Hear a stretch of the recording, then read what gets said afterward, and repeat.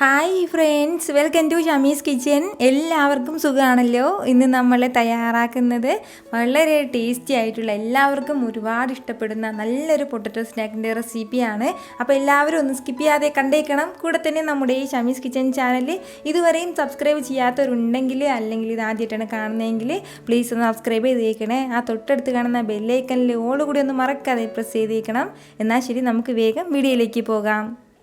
നമ്മുടെ ഈ potato snack തയ്യാറാക്കി എടുക്കാനായിട്ട് ഞാനിപ്പോൾ ഇതുപോലെ ഒരു അത്യാവശ്യം വലിയ ഉരുളക്കിഴങ്ങിൽ ഒരു 2 ഉരുളക്കിഴങ്ങ് എടുത്തിട്ടുണ്ട്. എന്നിട്ട് അതിൻ്റെ പുറത്തുള്ള തോലൊക്കെ മാറ്റിയതിന് ശേഷം വെള്ളത്തിലേക്കൊന്ന് ഇട്ട് വെച്ചിരിക്കുകയാണ്. അപ്പോൾ നമ്മളിത് വെള്ളത്തിലേക്ക് ഇട്ട് വെക്കുമ്പോഴത്തേക്കും അത് പെട്ടെന്ന് ഇങ്ങനെ കറുത്തു പോകാതെ ഇരിക്കും. അതുപോലെ തന്നെ നമ്മൾ ചെറുതായിട്ട് തിന്നായിട്ട് നല്ല നൈസായിട്ട് നമുക്കൊന്ന് അരിഞ്ഞും കൂടി എടുക്കണം. അങ്ങനെ അരിഞ്ഞ് നമ്മൾ ഈ വെള്ളത്തിലേക്ക് തന്നെയാണ് ഇട്ട് കൊടുക്കേണ്ടത്. അപ്പോൾ അത് അരിഞ്ഞെടുക്കാൻ വേണ്ടിയിട്ട് ഞാനിപ്പോൾ ഇതുപോലൊരു സ്ലൈസറാണ് ഉപയോഗിക്കുന്നത്. ഈ ഒരു രീതിയിലുള്ള സ്ലൈസറിന് ഏകദേശം ഈ ഒരു വലിപ്പത്തിൽ ഇങ്ങനെ ഒരു കനം ഉണ്ടായിരിക്കും കേട്ടോ. തീരെ തിന്നാക്കാൻ വേണ്ടി നിൽക്കണ്ട. ഒരു അത്യാവശ്യം കനത്തിൽ വേണം നമ്മളിതൊന്ന് അരിഞ്ഞിടാനായിട്ട്. വെള്ളത്തിലേക്കൊന്ന് സ്പീഡിലൊന്ന് അരിഞ്ഞിട്ടാൽ മതിയാവും. ഇതുപോലെ ഈ ഒരു കനത്തിന് വേണം നമ്മളിതൊന്ന് അരിഞ്ഞെടുക്കാനായിട്ട്. തീരെ നൈസായിട്ട് നമ്മളിത് അരിയാൻ വേണ്ടി നിൽക്കണ്ട. കുറച്ചൊന്ന് കനത്തിൽ വേണം അരിയാനായിട്ട്. ഒന്നുകിൽ ഇതുപോലൊരു സ്ലൈസറിൽ വെച്ചിട്ടോ അല്ലാന്നുണ്ടെങ്കിൽ ഒരു കത്തി വെച്ചിട്ടോ നല്ല ഈ ഒരു കട്ടിക്ക് വേണം നമുക്കിതൊന്ന് അരിഞ്ഞ് കിട്ടാനായിട്ട്. അപ്പോൾ ഇത്രയും ആയിക്കഴിഞ്ഞാൽ പിന്നെ ഇനി നമുക്ക് വേണ്ട എന്താണെന്ന് വെച്ചാൽ നന്നായിട്ടൊന്ന് വെള്ളത്തിലിട്ടിന് നല്ലതുപോലെ ഒന്ന് കഴുകിയെടുക്കണം. നല്ലതുപോലെ ഒന്ന് കഴുകിയെടുത്തതിന് ശേഷം നമുക്കിതൊരു അരിപ്പയിലേക്ക് ഒന്ന് മാറ്റാം. ഇതിലെ വെള്ളം കംപ്ലീറ്റ് ആയിട്ട് പോകാൻ വേണ്ടിയിട്ടാണ്. ഈ സമയം കൊണ്ട് നമുക്ക് ഇതിന് വേണ്ടിയിട്ടുള്ള ബാറ്ററും കൂടി ഒന്ന് പെട്ടെന്ന് തയ്യാറാക്കിയെടുക്കാം. നമ്മുടെ ഈ ബാറ്റർ തയ്യാറാക്കിയെടുക്കാൻ വേണ്ടിയിട്ട് ഞാനിപ്പോൾ ഇതുപോലൊരു ബൗളൊന്ന് എടുത്ത് വെച്ചിട്ടുണ്ട്. അതിലേക്ക് ഫസ്റ്റ് നമുക്ക് ചേർത്ത് കൊടുക്കേണ്ടത് ഇതുപോലെ 1 കപ്പ് അളവിൽ കടലപ്പൊടിയാണ്. ഈ ഒരു അളവിൽ ഒരല്പം കൂടി കൂടിയാലും കുഴപ്പമൊന്നുമില്ല. ഞാനിപ്പോൾ ഈ ഒരു അളവിലാണ് എടുത്തിട്ടുള്ളത്. ഇനി നമുക്ക് ഇതിലേക്ക് വേണ്ടത് ഒരു 1/4 കപ്പ് അളവിൽ അരിപ്പൊടിയും കൂടിയാണ്. വറുത്ത പച്ചരിപ്പൊടിയാണ് ഇതിലേക്ക് ചേർത്ത് കൊടുക്കേണ്ടത്. അപ്പോൾ നമ്മൾ ഈ അരിപ്പൊടി ചേർക്കുമ്പോഴത്തേക്കും നല്ലൊരു ക്രിസ്പിനെസ് കിട്ടും. അതിന് വേണ്ടിയിട്ടാണ്. ഇനി നമുക്ക് ഇതിലേക്ക് വേണ്ടത് കുറച്ച് മസാലപ്പൊടികളും കൂടിയാണ്. അപ്പോൾ അതിന് വേണ്ടിയിട്ട് ഫസ്റ്റ് നമുക്ക് വേണ്ടത് ഇതുപോലെ 1 ടീസ്പൂൺ അളവിൽ പെരിഞ്ജീരകമാണ്. ഞാനിപ്പോൾ മുഴുവൻ പെരിഞ്ജീരകമാണ് എടുത്തിട്ടുള്ളത്. എന്നിട്ട് ചെറുതായിട്ടൊന്ന് ചതച്ചെടുത്തിരിക്കുകയാണ്. അപ്പോൾ അതിൻ്റെ ഫ്ലേവർ നന്നായിട്ട് ഇതിൽ പിടിക്കും. അതിന് വേണ്ടിയിട്ടാണ്. കൂടെ തന്നെ ഒരു 3/4 ടീസ്പൂൺ അളവിൽ മുളക് പൊടിയും കൂടി നമുക്ക് ആവശ്യമായിട്ടുണ്ട്. അപ്പോൾ അത്യാവശ്യം എരിവുള്ള മുളക് പൊടിയാണ് ഈ ഒരു അളവിൽ മതിയാവും. കൂടുതൽ എരിവ് കുറവാണെന്നുണ്ടെങ്കിൽ കുറച്ചുകൂടി കൂടുതൽ ചേർത്തേക്കണം. അതുപോലെ തന്നെ ഒരു 1/2 ടീസ്പൂൺ അളവിൽ മഞ്ഞൾപ്പൊടിയും കൂടി നമുക്ക് ആവശ്യമായിട്ടുണ്ട്. അപ്പോൾ അതും ചേർത്ത് കൊടുക്കാം. ഇനി നമുക്ക് ഇതിലേക്ക് വേണ്ടത് ഒരു 1/4 ടീസ്പൂൺ അളവിൽ കായപ്പൊടിയും കൂടിയാണ്. അപ്പോൾ അതും കൂടി ചേർത്ത് കൊടുക്കാം. നമ്മൾ സാധാരണ സാമ്പാറിലേക്ക് ചേർക്കില്ലേ, സാമ്പാർ കായം തന്നെയാണ്. അപ്പോൾ ഇത്രയും ആയിക്കഴിഞ്ഞാൽ പിന്നെ ഇനി നമുക്കിതിലേക്ക് വേണ്ടത് ഇതുപോലെ ഒരു 1/2 ടീസ്പൂൺ അളവിൽ അയമോദകം കൂടിയാണ്. സാധാരണ നമ്മൾ ഓമം എന്നും പറയും, അയമോദകം എന്നും പറയും. ചെറുതായിട്ടൊന്ന് കൈ വെച്ചിട്ടൊന്ന് പ്രസ് ചെയ്തിട്ട് വേണം ചേർക്കാനായിട്ട്. അപ്പോൾ അതിൻ്റെ നല്ലൊരു ഫ്ലേവർ ഇതിലേക്ക് ഉണ്ടാവും. അതിന് വേണ്ടിയിട്ടാണ്. അപ്പോൾ അയമോദകം ഉണ്ടെങ്കിൽ അത് ഉറപ്പായിട്ടൊന്ന് ചേർത്തേക്കണം. ഇല്ലാന്നുണ്ടെങ്കിൽ നമുക്ക് സ്കിപ്പ് ചെയ്യാൻ പ്രശ്നമൊന്നുമില്ല. കൂടെ തന്നെ പിന്നെ ഇനി നമുക്കിതിലേക്ക് വേണ്ടത് ഒരല്പം മല്ലിയിലയും കൂടിയാണ്. ഈ ഒരു അളവിലാണ് നമ്മളിപ്പോൾ മല്ലിയില ചേർത്തിട്ടുള്ളത്. നമുക്ക് മല്ലിയിലയുടെ ടേസ്റ്റ് കൂടുതൽ ഇഷ്ടമുണ്ടെങ്കിൽ കൂടുതൽ ചേർക്കാൻ കുഴപ്പമൊന്നുമില്ല. അതുപോലെ തന്നെ ചെറുതായിട്ട് അരിഞ്ഞെടുത്ത കറിവേപ്പിലയും കൂടി നമുക്ക് ആവശ്യമായിട്ടുണ്ട്. അപ്പോൾ ഈ കറിവേപ്പിലയും കൂടി ചേർക്കുകയാണ്. ഇനിയിപ്പോൾ നമ്മുടെ കയ്യിൽ മല്ലിയില ഇല്ലാന്നുണ്ടെങ്കിൽ കറിവേപ്പില മാത്രം ചേർത്ത് കൊടുത്താലും മതിയാവും. കൂടെ തന്നെ ഒരു 1/4 ടീസ്പൂൺ അളവിൽ ബേക്കിംഗ് സോഡ കൂടി നമുക്ക് ആവശ്യമായിട്ടുണ്ട്. അപ്പോൾ അതും കൂടി ചേർക്കാം. അതുപോലെ തന്നെ നമ്മുടെ ഈ ബാറ്ററിന് ഇത്രയും ആവശ്യമായിട്ടുള്ള ഉപ്പും കൂടി ഒന്ന് ചേർക്കുകയാണ്.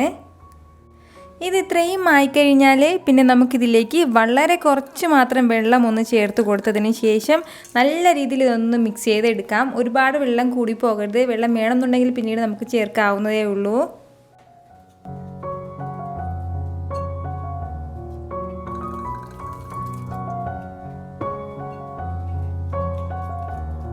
ഇതുപോലെ നന്നായിട്ടൊന്ന് മിക്സ് ചെയ്തെടുത്തിട്ടുണ്ട്. ഈ ഒരു കട്ടിക്ക് വേണം നമുക്കിതിരിക്കാനായിട്ട്.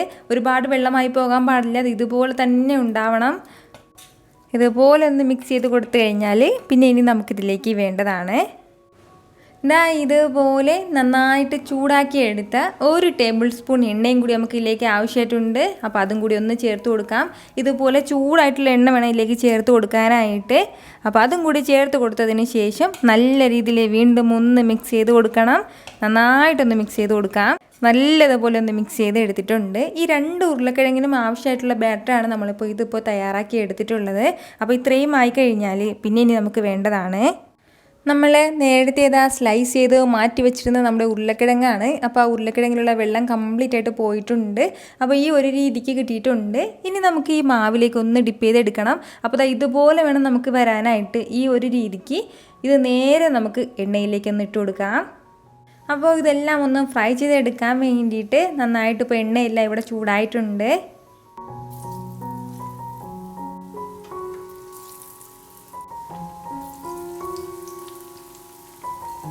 എപ്പോഴും നമ്മുടെ ഈ പൊട്ടറ്റോ പക്കോട എല്ലാം തയ്യാറാക്കി എടുക്കാനായിട്ട് കുറച്ചധികം എണ്ണയിലേക്ക് ഇട്ടിട്ട് വേണം നമുക്കിത് ഫ്രൈ ചെയ്തെടുക്കാനായിട്ട്. എങ്കിൽ മാത്രമേ നല്ലതുപോലെ ഒന്ന് പൊന്തി വരെയും അതുപോലെ തന്നെ നല്ല ക്രിസ്പി ആയിട്ട് വരെയൊക്കെ ചെയ്യുള്ളൂ. അപ്പോൾ ഇതുപോലെ ഓരോ ഉരുളക്കിഴങ്ങും നല്ലതുപോലെ ഒന്ന് മാവിലൊന്ന് ഡിപ്പ് ചെയ്തതിന് ശേഷം നമുക്ക് നല്ല ചൂട് എണ്ണയിലേക്ക് ഒന്ന് ഇട്ട് കൊടുക്കാം. തിരിച്ചും മറിച്ചും ഇട്ട് കൊടുത്തിട്ട് നമുക്ക് നല്ലതുപോലെ ഒന്ന് ഫ്രൈ ചെയ്തെടുക്കാവുന്നേ ഉള്ളൂ. നല്ല രീതിയിലൊന്ന് ക്രിസ്പി ആയെന്നറിയുമ്പോഴത്തേക്കും പിന്നെ നമുക്കിത് എടുക്കാം. ഒരേ സമയം ഒരുപാട് ഇടേണ്ട ആവശ്യമില്ല. എങ്കിൽ പിന്നെ എല്ലാം കൂടി ഇങ്ങനെ ഒട്ടിപ്പിടിച്ച് ഇങ്ങനെ സ്റ്റിക്കായിട്ടിരിക്കും. അപ്പോൾ അത് വരാതിരിക്കാൻ വേണ്ടിയിട്ട് ഇതുപോലെ ഒരു 3-4 ഇട്ട് നമുക്ക് നല്ലതുപോലെ ഫ്രൈ ചെയ്തെടുക്കാവുന്നേ ഉള്ളൂ. അപ്പോൾ ഇതിപ്പോൾ നല്ലതുപോലെ എൻ്റെ കളറൊക്കെ ഒന്ന് മാറി കിട്ടിയിട്ടുണ്ട്. അപ്പോൾ ഇത്രയും ആയി കഴിഞ്ഞാൽ പിന്നെ നമുക്ക് ഒരുപാട് സമയമായിട്ട് നമുക്ക് ഫ്രൈ ചെയ്യേണ്ട ആവശ്യമില്ല. ഇതങ്ങ് എടുക്കാം. നിങ്ങൾക്ക് ഇത് കാണുമ്പോൾ തന്നെ അറിയാമായിരിക്കുമല്ലോ, ഒരല്പം പോലെ എണ്ണയൊന്നും പിടിക്കാതെ വളരെ ക്രിസ്പി ആയിട്ടാണ് നമുക്കിത് കിട്ടിയിട്ടുള്ളത്. ഇതെന്ത് മാത്രം ടേസ്റ്റി ആയിട്ടുള്ളൊരു പൊട്ടറ്റോ സ്നാക്കാണെന്ന് അറിയണമെന്നെങ്കിൽ ഒരു തവണയെങ്കിലും നിങ്ങളതൊന്ന് തയ്യാറാക്കി നോക്കണം. അപ്പോൾ ഇതുപോലെ തന്നെ നമുക്ക് ബാക്കിയുള്ളതൊന്ന് പെട്ടെന്നൊന്ന് ഫ്രൈ ചെയ്തെടുക്കാം.